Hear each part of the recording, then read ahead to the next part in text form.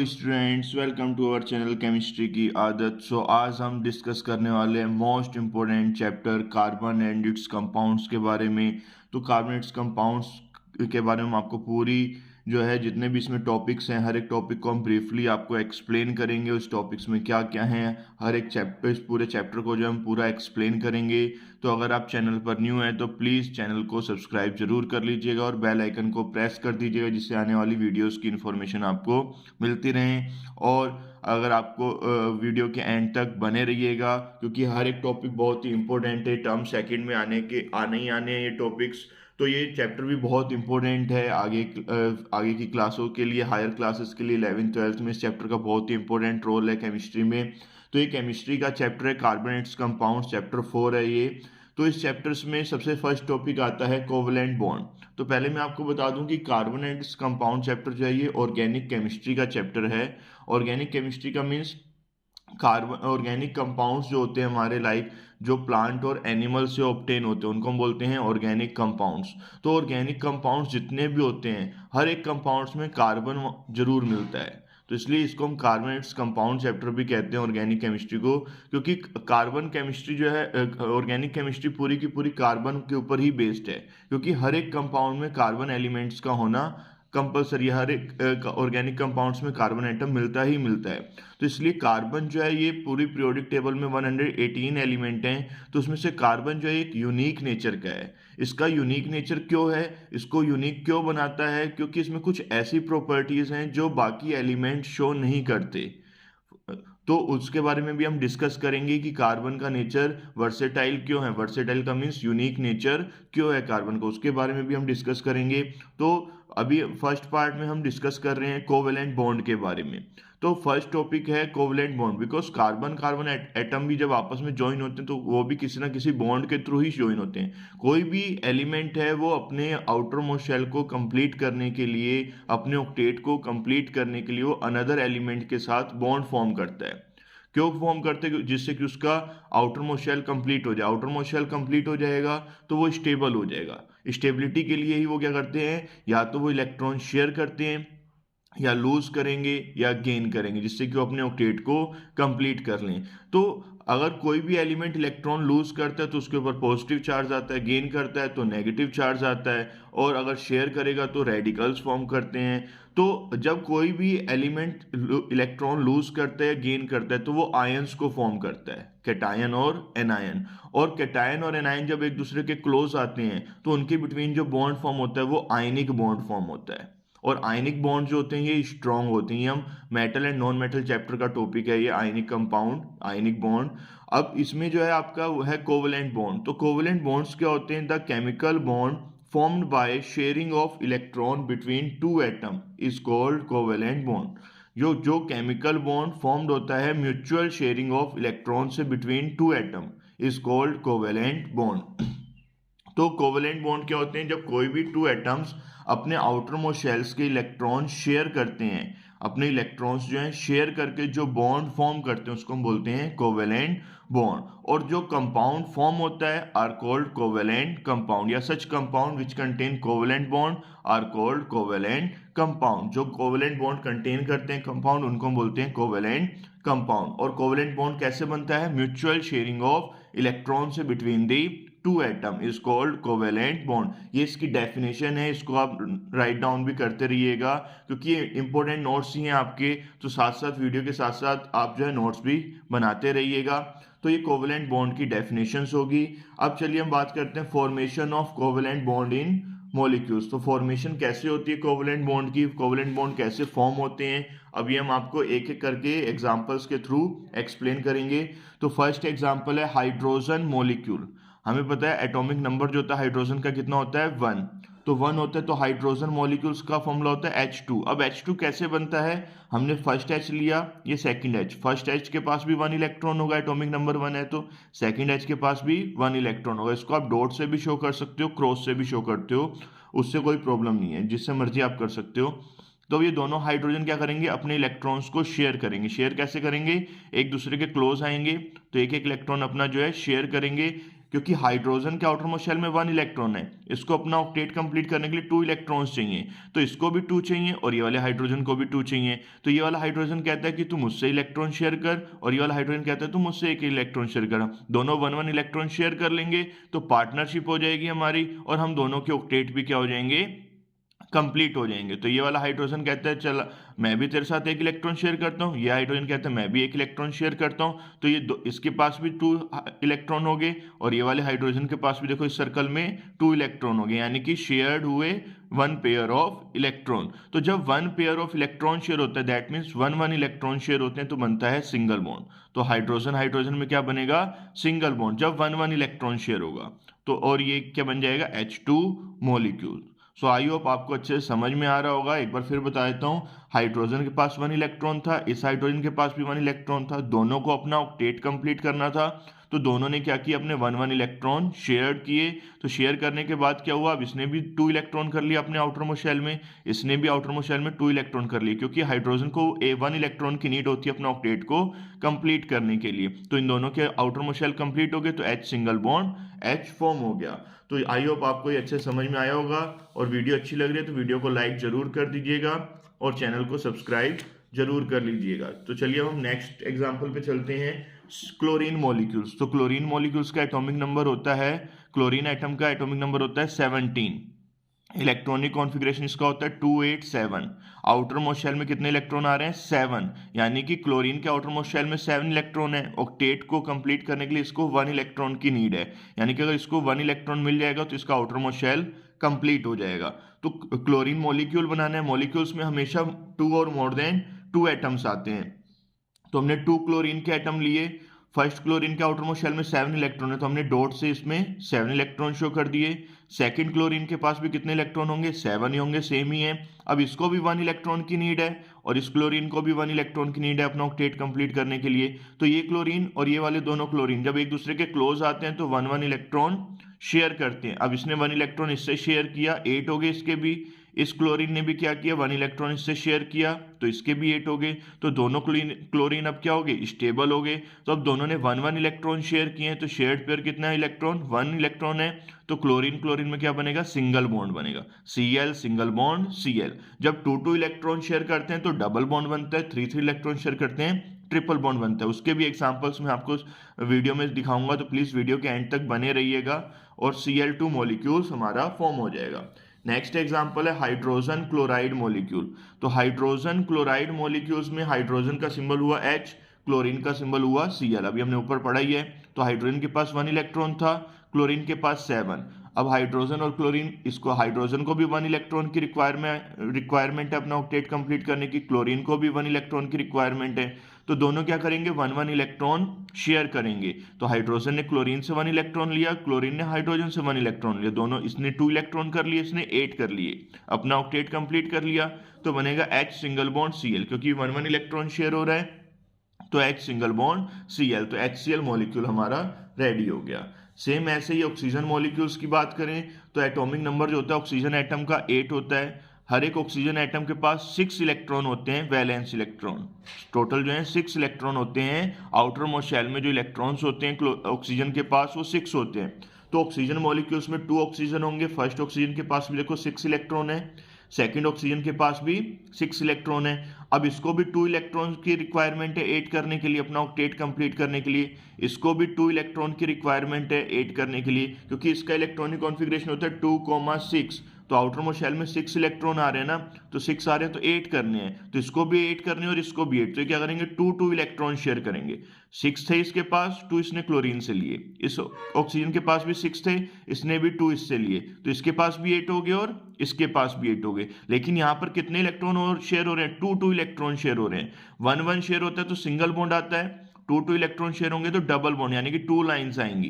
1 line में 2 electron होते हैं, तो 2 लाइन में 4, यहाँ पर 4 इलेक्ट्रॉन शेयर हुए ना, दोनों ने 2 2 इलेक्ट्रॉन शेयर किए हैं। तो यहाँ पर आएगा आपका O double bond O, oxygen molecules जो आपका ये फॉर्म होगा। तो आई होप आपको अच्छे से समझ में आ रहा होगा। ये बहुत ही इंपॉर्टेंट क्वेश्चंस हैं और ये बोर्ड एग्जाम में आने के चांसेस इनके बहुत ज्यादा हैं, तो इनको आप नोट डाउन भी करते रहिएगा साथ साथ। तो चलिए हम बात करते हैं नाइट्रोजन मॉलिक्यूल्स की। तो नाइट्रोजन मॉलिक्यूल्स का एटॉमिक नंबर होता है नाइट्रोजन एटम का 7। तो नाइट्रोजन एटम का 7 है, तो इसके आउटर मोस्ट शेल में 5 इलेक्ट्रॉन होते हैं वैलेंस शेल में। तो 5 इलेक्ट्रॉन होंगे, दोनों नाइट्रोजन के पास 5 इलेक्ट्रॉन होंगे, तो इसके पास भी 5 है और इसके पास भी 5 है। अब इसको भी अपना ऑक्टेट कंप्लीट करना और इसको भी ऑक्टेट कंप्लीट करना है, क्योंकि 7 एटॉमिक नंबर 7 था, तो इसका इलेक्ट्रॉनिक कॉन्फ़िगरेशन क्या होगा 2,5। 5 है तो आउटर मोस्ट शेल में 5 इलेक्ट्रॉन थे, तो हमने यहाँ मेंशन कर दिए। और ऑक्टेट को कंप्लीट करने के लिए इसको कितने इलेक्ट्रॉन्स चाहिए, 3 इलेक्ट्रॉन्स चाहिए। तो 3 इलेक्ट्रॉन्स इसको भी चाहिए और 3 इलेक्ट्रॉन्स इसको भी चाहिए। तो दोनों ने 3 इलेक्ट्रॉन्स क्या किए, शेयर किए। तो अब इसके इस नाइट्रोजन के पास भी 3 इलेक्ट्रॉन्स ने शेयर किए, तो 8 हो गए।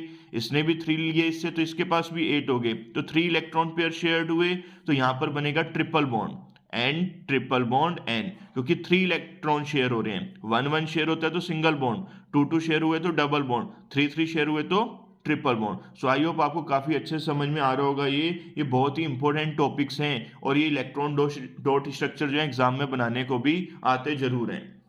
अब हम कोवैलेंसी की बात करते हैं। कोवैलेंसी क्या होती है, जितने नंबर ऑफ इलेक्ट्रॉन कंट्रीब्यूटेड होते हैं by N atom by sharing in a covalent bond is called its covalency. यानी जितने हम नंबर ऑफ इलेक्ट्रॉन कंट्रीब्यूट करते हैं एटम में bye sharing in a covalent bond formation में इज कॉल्ड कोवैलेंसी। जैसे अभी यही एग्जांपल दिया था मैंने, एन ट्रिपल बॉन्ड एन बना, तो इसमें कितने कितने इलेक्ट्रॉन शेयर किए, 3 किए ना, 3 इलेक्ट्रॉन कंट्रीब्यूट किए। तो जितने नंबर ऑफ इलेक्ट्रॉन कंट्रीब्यूट होंगे वो उसकी कोवैलेंसी कहलाएगी। तो इसमें नाइट्रोजन की कोवैलेंसी कितनी होगी, 3। इससे पहले ऑक्सीजन का पढ़ा था हमने, तो ऑक्सीजन की कोवैलेंसी कितनी होगी, 2। जितने इलेक्ट्रॉन पेयर वो कंट्रीब्यूट करेगा, शेयर करेगा, उतनी ही उसकी कोवैलेंसी होगी। नेक्स्ट है हमारा example, formation of water molecules. Water molecules का फॉर्मूला क्या होता है, H2O, यानी कि 2H है 1O है। तो O पे हमारे 6 इलेक्ट्रॉन होते हैं, H पे 1 इलेक्ट्रॉन होते हैं। 2H है तो 2 इलेक्ट्रॉन हो गए। तो ये अब ऑक्सीजन को 2 इलेक्ट्रॉन चाहिए, हाइड्रोजन को 1 चाहिए। तो ऑक्सीजन क्या करता है, 2 हाइड्रोजन के साथ 1 इलेक्ट्रॉन शेयर करेगा। देखो ये हाइड्रोजन का ये इलेक्ट्रॉन है, ये वाले हाइड्रोजन का ये इलेक्ट्रॉन है। ऑक्सीजन के मैंने क्रॉस से शो किए हैं। तो पहले हाइड्रोजन ने अपने ऑक्टेट कंप्लीट किया 1 इलेक्ट्रॉन लेके, इस हाइड्रोजन ने भी 1 इलेक्ट्रॉन लेके अपना कंप्लीट किया। अब ऑक्सीजन को 8 करने हैं, 6 इसके पास थे, 1 उसने इस हाइड्रोजन से लिया, 1 इस हाइड्रोजन से, तो इसके भी कितने हो गए, 8 हो गए। तो अब ये फॉर्मूला क्या बनेगा, O single bond H single bond H। अब ये जो बॉन्डिंग में टेक पार्ट कर रहे थे इलेक्ट्रॉन, जैसे ये वाला इलेक्ट्रॉन और ये वाला इलेक्ट्रॉन बॉन्डिंग में टेक पार्ट कर रहे हैं, यानी कि बॉन्ड फॉर्मेशन में पार्टिसिपेट कर रहे हैं, तो इसको हम बोलते हैं बॉन्डिंग इलेक्ट्रॉन। अब बाकी के जो 1 2 3 4 इलेक्ट्रॉन्स हैं, ये बॉन्डिंग में टेक पार्ट नहीं कर रहे, तो इनको हम बोलते हैं लॉन पेयर या नॉन बॉन्डिंग इलेक्ट्रॉन। और इनको हम ऐसे ही शो कर देते हैं, ऐसे ही शो कर देते हैं एटम के ऊपर जो बॉन्डिंग में पार्टिसिपेट नहीं कर रहे हैं। अब नेक्स्ट है फॉर्मेशन ऑफ अमोनिया। अमोनिया का फॉर्मूला होता है NH3, 1N और 3H। 3H यानी कि हर एक हाइड्रोजन के पास 1 इलेक्ट्रॉन होगा, नाइट्रोजन के पास 5 इलेक्ट्रॉन होते हैं, अभी मैंने बताया था 7 एटॉमिक नंबर होता है। तो अब इसमें क्या होगा, नाइट्रोजन को 3 इलेक्ट्रॉन्स की रिक्वायरमेंट है, तो इसलिए यहाँ पर 3H लिए हमने। तो 3H जो है अलग अलग तीनों H दिखा दिए, हर एक H के पास 1 इलेक्ट्रॉन होगा, नाइट्रोजन के पास 5 इलेक्ट्रॉन होंगे, तो ये इसके साथ बॉन्ड बनाएगा। पहले हाइड्रोजन अपना ऑक्टेट कंप्लीट करेगा 1 इलेक्ट्रॉन गेन करके, फिर ये नाइट्रोजन को 8 करने, 5 इसके पास थे, 3 ये हाइड्रोजन के साथ शेयर करेगा, तो ये बन जाएगा आपका NH3, N single bond H single bond H single bond H, क्योंकि 1 इलेक्ट्रॉन शेयर हो रहा है तो सिंगल बॉन्ड। और यहाँ पर ये 2 इलेक्ट्रॉन बॉन्डिंग में टेक पार्ट नहीं कर रहे, ओनली 3 कर रहे थे ना 5 में से, तो ये 2 हमारे क्या होंगे, लोन पेयर। तो ये 2 इलेक्ट्रॉन्स को हम ऐसे ही शो कर देंगे, नॉन बॉन्डिंग इलेक्ट्रॉन या लोन पेयर कहते हैं। तो ये हमारा NH3 मॉलिक्यूल्स बन गया। मोस्ट इंपॉर्टेंट है H2 और NH3 का, काफी बार एग्जाम में आया भी हुआ है, तो ये जो है बहुत ही इंपॉर्टेंट है, इसको आप नोट डाउन भी करते रहिएगा नोटबुक में, और जो है साथ साथ करते रहिएगा। और वीडियो अच्छी लग रही हो तो वीडियो को लाइक जरूर कीजिएगा, कमेंट कीजिएगा और ज्यादा से ज्यादा शेयर कीजिएगा। तो चलिए अब मैं नेक्स्ट एग्जाम्पल बताता हूँ आपको, formation of CH4 molecules. CH4 molecules कैसे फॉर्म होता है, CH4 का नेम होता है मैथेन। CH4 का नेम क्या आएगा, मैथेन। तो मैथेन कैसे प्रिपेयर होता है, 1 कार्बन और 4 हाइड्रोजन। तो कार्बन के आउटर मोस्ट शेल में होते हैं 4 इलेक्ट्रॉन, बिकॉज कार्बन का एटॉमिक नंबर होता है 6, तो इसको हम लिखते हैं 2,4। तो 2,4 लिखा, तो इसके आउटर मोस्ट शेल में कितने इलेक्ट्रॉन आ रहे हैं, 4। तो यहाँ पर मैंने इसके 4 इलेक्ट्रॉन्स शो कर दिए और 4 हाइड्रोजन लिए, हर एक हाइड्रोजन के पास 1 इलेक्ट्रॉन होता है। तो ये जब एक दूसरे के क्लोज आएंगे तो कार्बन के पास जब 4 हाइड्रोजन आएंगे, अब चारों हाइड्रोजन को एक एक इलेक्ट्रॉन चाहिए और कार्बन को 4 इलेक्ट्रॉन चाहिए, क्योंकि आउटर मोस्ट शेल में 4 है, ऑक्टेट के लिए 4 इलेक्ट्रॉन चाहिए। तो हाइड्रोजन क्या करेगा, 1 इलेक्ट्रॉन इससे लेगा, दूसरा हाइड्रोजन भी 1 इलेक्ट्रॉन लेगा, थर्ड हाइड्रोजन भी 1 इलेक्ट्रॉन शेयर करेगा, फोर्थ हाइड्रोजन भी 1 इलेक्ट्रॉन शेयर करेगा। और कार्बन के पास 4 इलेक्ट्रॉन थे, 4 ये हाइड्रोजन से 1 इलेक्ट्रॉन लेके क्या करेगा, अपना ऑक्टेट कंप्लीट करेगा, क्योंकि हर एक एटम को स्टेबल होना है, स्टेबल होने के लिए वो अपने ऑक्टेट को कंप्लीट करता है। तो आई होप आपको ये अच्छे समझ में आया होगा। कार्बन इसके साथ भी 1 इलेक्ट्रॉन शेयर किया तो सिंगल बॉन्ड, इसके साथ भी 1 इलेक्ट्रॉन शेयर किया तो सिंगल बॉन्ड, इसके साथ भी 1 इलेक्ट्रॉन शेयर किया तो सिंगल बॉन्ड, इसके साथ भी 1 इलेक्ट्रॉन शेयर किया तो सिंगल बॉन्ड। तो ये बन गया हमारा CH4 molecules. So I hope आपको वीडियो अच्छे समझ में आ रही होगी, हर एक टॉपिक अच्छे समझ में आ रहा होगा। अब नेक्स्ट है formation of carbon dioxide molecule. तो कार्बन डाइऑक्साइड मॉलिक्यूल्स कैसे हम प्रिपेयर करेंगे। कार्बन का एटॉमिक नंबर होता है 6, आउटर मोस्ट शेल में 4 इलेक्ट्रॉन, ऑक्सीजन के आउटर मोस्ट शेल में होते हैं 6 इलेक्ट्रॉन, क्योंकि इसका एटॉमिक नंबर 8 होता है 2,6। तो अब ये कार्बन को चाहिए 4 इलेक्ट्रॉन और ऑक्सीजन को चाहिए 2 इलेक्ट्रॉन, इसलिए हमने 2 ऑक्सीजन लिया, क्योंकि एक को 2 चाहिए तो 2 ऑक्सीजन को 4 चाहिए होंगे और इसको भी 4 चाहिए। तो एक बीच में हमने लिखा कार्बन, एक ऑक्सीजन इधर लगाया, एक ऑक्सीजन इधर लगाया। अब इस ऑक्सीजन को भी 8 करने हैं और इस ऑक्सीजन को भी 8 करने हैं और कार्बन को भी 8 करने हैं। 6 इसके पास थे ऑक्सीजन के पास, 2 इसने कार्बन से ले लिए, 8 हो गए। इसके पास भी 6 थे ऑक्सीजन के पास, इसने भी 2 कार्बन से लिए, 8 हो गए। अब कार्बन को भी 8 करने, तो इसने क्या किया, 4 तो इसके पास थे, 2 इस ऑक्सीजन के साथ शेयर किए और 2 इलेक्ट्रॉन इस ऑक्सीजन के साथ शेयर किए, तो बन गया CO2 मॉलिक्यूल। तो ये देखो बच्चों बन गया C double bond O double bond O, क्योंकि 2 इलेक्ट्रॉन शेयर हो रहे हैं तो डबल बॉन्ड आएगा और CO2 मॉलिक्यूल का ये स्ट्रक्चर बन गया। तो ये बहुत ही इंपॉर्टेंट टॉपिक था और ये काफी इंपॉर्टेंट है, ये एग्जाम में आने के चांसेस 100% है, क्योंकि एग्जाम में आता ही है bond formation, electron dot structure draw करने को आएगा ही आएगा किसी एक मॉलिक्यूल्स का, तो और इन्हीं 9 में से ही आएगा 100%। तो इन 9 मॉलिक्यूल्स के स्ट्रक्चर को अच्छे से प्रैक्टिस कर लेना। अब नेक्स्ट टॉपिक है हमारा properties of covalent compound. Covalent compound की क्या प्रॉपर्टीज हैं। तो प्रॉपर्टीज ऑफ कोवेलेंट कंपाउंड्स में जो मोस्ट इंपॉर्टेंट प्रॉपर्टीज हैं कोवेलेंट कंपाउंड्स की, वो मैं आपको एक्सप्लेन करने वाला हूं। एक एक प्रॉपर्टी को अच्छे से नोट डाउन करना, अच्छे से समझना। तो कोवेलेंट कंपाउंड्स जो होते हैं ये कंसिस्ट करते हैं मॉलिक्यूल्स को। जो हमारे कोवेलेंट कंपाउंड्स हैं ये कंसिस्ट करते हैं मॉलिक्यूल्स को, और जो आयनिक कंपाउंड्स होते हैं वो कंसिस्ट करते हैं आयंस को। कोवेलेंट कंपाउंड कंसिस्ट करते हैं मॉलिक्यूल्स, आयनिक कंपाउंड कंसिस्ट करते हैं ions. Second point, covalent compounds generally liquid and gases होते हैं बट कुछ टाइम पे सॉलिड भी होते हैं। तो कोवेलेंट कंपाउंड्स जो है यूजुअली लिक्विड एंड गैसेस ही मिलते हैं ज़्यादा, बट कुछ कंपाउंड्स जो है ये सॉलिड स्टेट में भी होते हैं, लाइक जैसे ग्लूकोज हो गया, यूरिया हो गया, वो सॉलिड भी होते हैं। लिक्विड और गैसेस ज़्यादा होते हैं, जैसे H2, Cl2, N2, F2, O2, ये सब क्या है हमारे गैसेस है, hydrogen gas, nitrogen gas, oxygen gas, fluorine gas.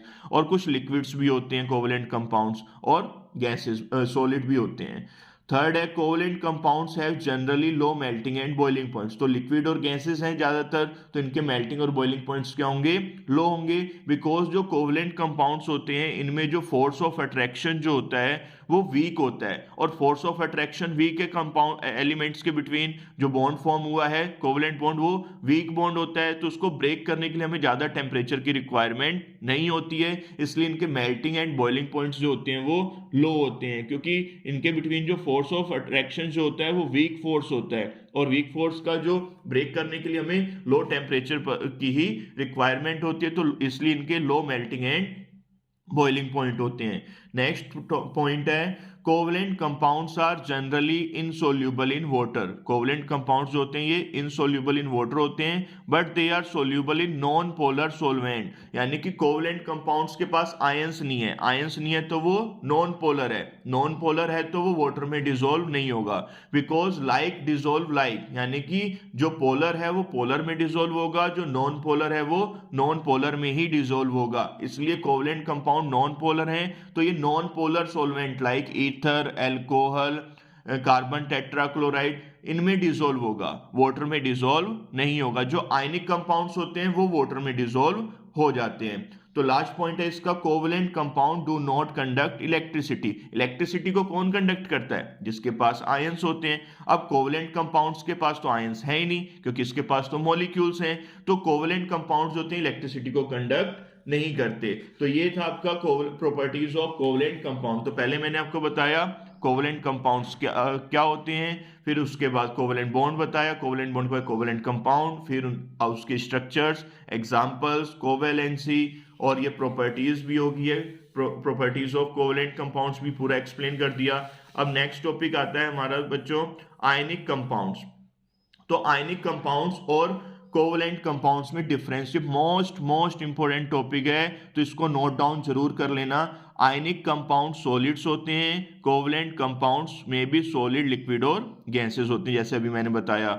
Ionic compound consist करते हैं ions, covalent compound consist molecules. Ionic compounds have high melting and boiling points, covalent compounds have low melting and boiling points. Ionic compounds are soluble in water because ये polar nature के होते हैं। अभी मैंने बताया ना, पोलर जो होगा वो पोलर में डिसॉल्व होगा, तो आयनिक कंपाउंड पोलर होते हैं क्योंकि इनके पास आयंस होते हैं, चार्जेस होते हैं, तो ये पोलर है, तो ये वाटर में डिसॉल्व हो जाएगा। कोवेलेंट कंपाउंड के पास चार्जेस नहीं थे, तो वो वाटर में सोल्यूबल नहीं होगा। Ionic compound conduct electricity in molten state और इन सॉल्यूशन। मोल्टन स्टेट में हो या सॉल्यूशन में होगा तो आयनिक कंपाउंड जो इलेक्ट्रिसिटी को कंडक्ट करेगा, बट कोवेलेंट कंपाउंड जो है generally do not conduct electricity. तो ये मोस्ट इंपॉर्टेंट डिफरेंस है, ये एग्जाम में आने ही आने हैं, तो इनको नोट डाउन जरूर कर लेना। Ionic compound solid, covalent compound solid, liquid, gases. Ionic compound consist करते हैं आयंस, कोवेलेंट कंपाउंड कंसिस्ट करते हैं मॉलिक्यूल्स। आयनिक कंपाउंड्स के melting and boiling points high होते हैं, कोवेलेंट कंपाउंड्स के लो होते हैं। आयनिक कंपाउंड्स वाटर सोल्यूबल होते हैं, कोवेलेंट कंपाउंड वाटर इनसोल्यूबल होंगे। आयनिक कंपाउंड इलेक्ट्रिसिटी को कंडक्ट करते हैं, कोवेलेंट कंडक्ट नहीं करते। तो आई होप आपको वीडियो अच्छे से समझ में आई होगी, हर एक टॉपिक को अच्छे से समझ में आया होगा आपको। और वीडियो अच्छी लगी हो तो वीडियो को लाइक कीजिएगा, कमेंट्स कीजिएगा और ज़्यादा से ज़्यादा शेयर कीजिएगा, जिससे आपके जितने भी फ्रेंड्स हैं, कलीग्स हैं, उन सबको इस टॉपिक के बारे में अच्छे से इंफॉर्मेशन मिल जाए, अच्छे से नॉलेज मिल जाए। तो अगर आप चैनल पर नए थे तो प्लीज़ चैनल को सब्सक्राइब भी जरूर कर लीजिएगा।